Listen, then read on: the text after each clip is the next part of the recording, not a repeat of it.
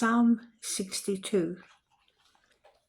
On God alone my soul in stillness waits.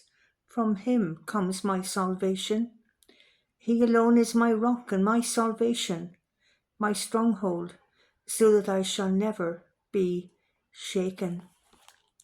How long will all of you assail me to destroy me, as you would a tottering wall or a leaning fence? They plot only to thrust me down from my place of honour. Lies are their chief delight. They bless with their mouth, but in their hearts they curse. Wait on God alone in stillness, O my soul, for in him is my hope. He alone is my rock and my salvation, my stronghold, so that I shall not be shaken. In God is my strength and my glory. God is my strong rock, in him is my refuge. Put your trust in him always, my people. Pour out your hearts before him, for God is our refuge. The peoples are but a breath, the whole human race a deceit. On the scales they are altogether lighter than air. Put no trust in oppression. In robbery take no empty pride. Though wealth increase, set not your heart upon it. God spoke once, and twice have I heard the same, that power belongs to God. Steadfast love belongs to you, O Lord, for you repay everyone according to their deeds.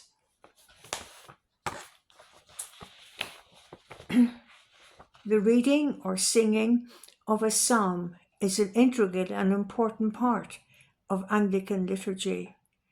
The psalms are used in our worship Sunday by Sunday, be it Holy Communion, morning or evening prayer. For many Christians, the psalms have become a great source of blessing, comfort, and a means of expressing one's deepest feelings to God. Psalm 62 is one of those psalms. In this psalm, the writer David eloquently expresses his deepest feelings of unwavering trust in God. His mind is in a state of anxiety because of the opposition he is facing from the people around him. David speaks in the psalm about the plot that has been laid against him. The plot is being engineered in a very deceitful and evil way to bring the psalmist down and destroy his confidence in God. In all of the 12 verses of the psalm, David declares multiple times with confidence that God was his rock, his fortress, and his salvation, despite the external opposition against him. What are we to learn from Psalm 62? In all of our lives, circumstances come our way that we do not anticipate. We find ourselves wondering what to do. Anxiety takes over. Such moments call for greater trust and faith in God's ability to see us through. We are called to place our reliance on one who never leaves us or forsakes us. Verses 1 and 2 are key verses in this psalm. These verses capture David's faith and confidence in God to see him through the ordeal he was facing. He says, "On God alone my soul in stillness waits. From him comes my salvation." What confidence, what faith, what assurance David proclaims.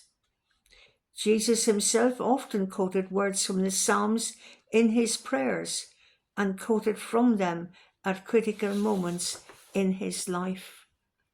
Psalm 62 teaches the necessity of unwavering trust in God alone and reveals to us the blessings that come from our trust in God. This was the trust David had amidst the opposition and the deceit and the betrayal he was speaking of in the psalm. A verse of a hymn puts it like this: to all overcoming, God offers a crown.